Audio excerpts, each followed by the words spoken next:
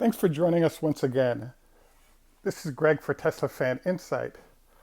Our focus today is our weekly show about the Tesla Semi.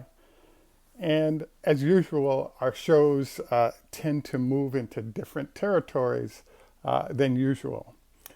In particular today, we wanted to look at the sort of destruction of BYD in Canada based on the relationship between Loblaws and the Tesla semi-truck. This is Greg for Teslafaninsight. Thanks once again for joining us. If this is your first time, welcome. If you're a repeat visitor, welcome back. We also want to thank our Patreon supporters. If you enjoy the show, would like more information on better investing and trading, please join us. So we actually have had shows looking at what's going on with the semi as we move across the globe. Today I chose to come back to sort of a discussion we had a few weeks ago about the fact that once Tesla announced the semi-truck and did videos, one of the entities that was an early adopter of the semi is the largest Canadian grocery store called Loblaws. So what we reviewed was the fact that Elon gave a couple of years out as when the truck would be ready, and 1 year in 2018, after the semi had been introduced by Tesla, they were approached by BYD with sort of a prototype or a few prototypes that the folks at Loblaws could try out. So when I saw this, I was kind of stunned. The reason was that what they described was that there was 100 miles of range that went with these semis. And I was surprised in a predominantly cold half of the world that we would get such interest in this vehicle. It didn't make any sense to me, because one of the things we've discussed a lot is the fact that once you go sub-freezing, the further you go below sub-freezing, the more time and battery life that's being used by the battery to warm everything up to make sure you have good operating temperatures. So maybe in southern Canada, between Toronto and Vancouver, it would be okay, but the further north you go, your average temperature starts dropping. And so therefore, I didn't understand why this relationship even started at 100 miles, because if you lose 50% of your battery in the process of warming itself up, and you now only have 50 miles to go, the round trip from the distribution center to the grocery stores, or more than one, sort of disappears. So I was kind of surprised that this occurred. So the next thing that happened is that we learned in the research was that the decision was made to introduce both the Daimler-Benz Freightliner truck as well as the BYD in the Vancouver area of Canada, which is one of the warmest sides of the country. Average temperatures are probably the warmest in Canada from what I can tell. So the next thing that popped up was, the plan with this truck was completely withdrawn. And the question was why? And I do believe we have a winning statement, and the winning statement is Daimler is offering 250 miles of range, and the 126 miles offered by the folks at BYD wasn't going to get it. Now, we have to say the whole BYD discussion is kind of strange. As you know, BYD actually is making batteries for Tesla. BYD has been sort of in the electric vehicle game for at least 20 or 30 years, but at the very small vehicle level.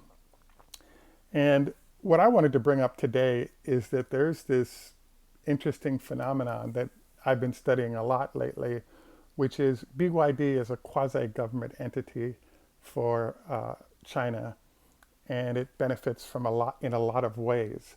They're doing a lot of things. There are trucks. They have an electric bus line that they've helped put the buses together. And they also represent an important part of the process in Canada in China of finding ways to put people to work. So there's a symbiotic relationship between the two entities, and you could really see their focus is how can we increase our exports and increase the number of jobs for our citizens, which I think a lot of countries do, and it kind of makes sense. So I have to say I'm really surprised what I learned, and the biggest thing I learned about um, is there's a China-focused channel called Serpenza, I believe, that I've been studying, and they introduced a whole bunch of things that I did not know about. In particular, as you know, there's this conversation every 3 to 4 weeks. There's a discussion of how the Chinese are going to come and wipe out Tesla and all the other EV manufacturers because they have the lowest cost of goods sold. They have an advantage in batteries. They have a whole bunch of advantages they can put to work.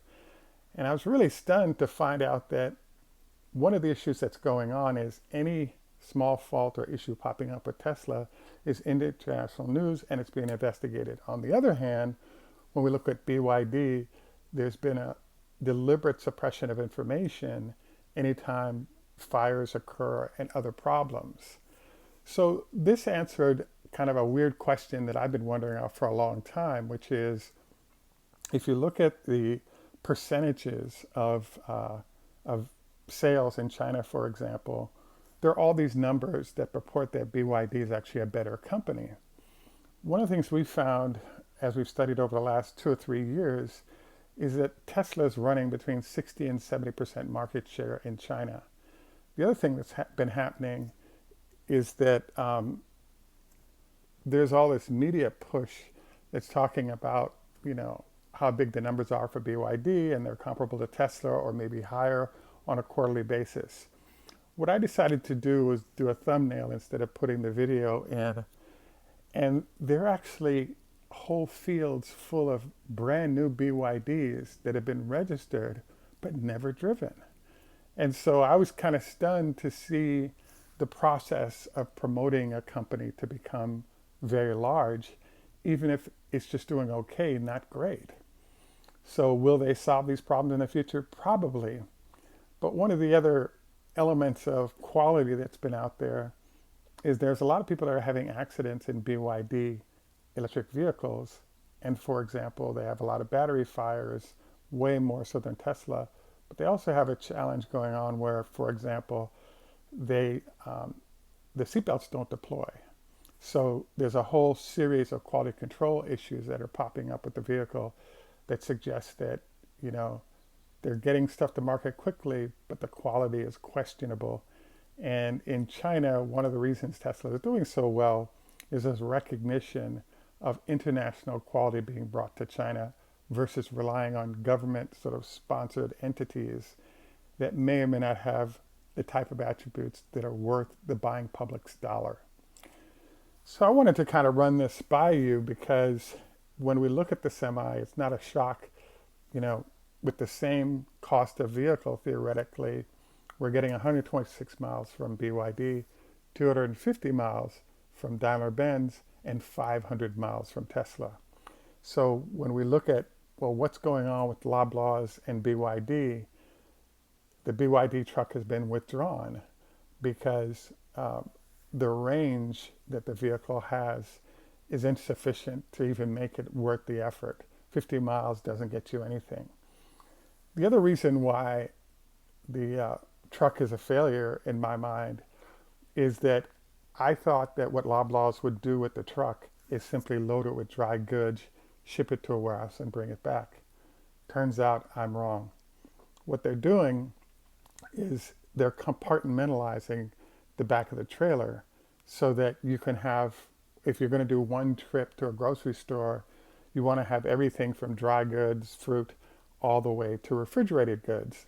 So that means that you have to use some of the battery life of the vehicle to actually provide energy to the refrigeration unit to make it a fairly efficient process for the move. So the challenges here is when you start with 126 miles of range, you use up, let's say, a third to a half of it in terms of colder weather. Now we have to power a reefer or refrigeration unit on top of the truck, that takes up 20-30% of the range. So all of a sudden you might be able to get the truck to the store, but may not be able to get it back to the distribution center before you have to charge up. And then the other question that pops up, is it a fast charging battery situation, so the truck doesn't have to sit at the grocery store for an extended period of time before you can get it back to distribution. So I can really see now why the early arriving semis from BYD got nowhere, given how that range is consumed by what the truck actually has to do. And clearly, I guess Loblaws is now at 5 units at the Cascadia, and that test is still ongoing, so we have to assume that there is some success being enjoyed there. So we shall see how this is working. So what I really wanted to highlight here in general is just the fact that the Tesla Semi, without arriving, is already destroying the BYD competition. And when we get into all the quality elements and so forth, I think this will still continue to be the case. I will say I'm a bit surprised though, because BYD is ready to open up a 40-person assembly plant in Canada, etc., and all of that was canceled after the failure of this vehicle relative to both Loblaws as well as other potential Canadian customers. So we shall keep you abreast of this, but I have to say I'm very surprised, because I thought that BYD would have anticipated all of these issues heading into that space, because it's not worth going there and getting blown up as a company and then losing reputationally out to all the other entities that are trying to figure out what they're going to do in the electric semi space. So we look forward to your comments on this whole issue. I'm getting tired of seeing all the BYD is going to wipe out Tesla stuff, and I encourage you to do some digging, because you may find that this whole thing is somewhat of a smokescreen, and some of the successes being claimed by the folks relative to BYD, and lack of success for the future of Tesla Semi, not the case. At any rate, thanks once again for joining us. We very much look forward to your comments on this. Our health tip, as a reminder for today, is don't forget 25 leg lifts a day. Also want to encourage you to do 20 minutes of walking, whatever speed you'd like, on a daily basis. And finally, prior to lovemaking, don't forget only a salad or something very light, allowing the blood flow to go elsewhere rather than just your stomach. At any rate, this is Greg for Teslafaninsight. Arrivederci, namaste, enough respect, walk good man, and have a great day, and bye for now.